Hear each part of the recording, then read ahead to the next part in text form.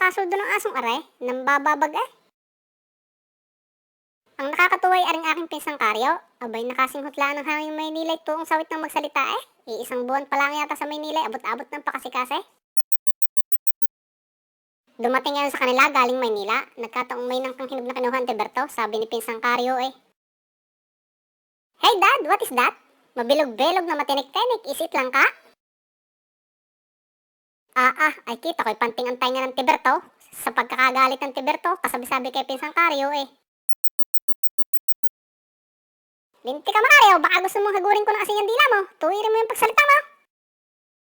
Sabi ni Pensan eh.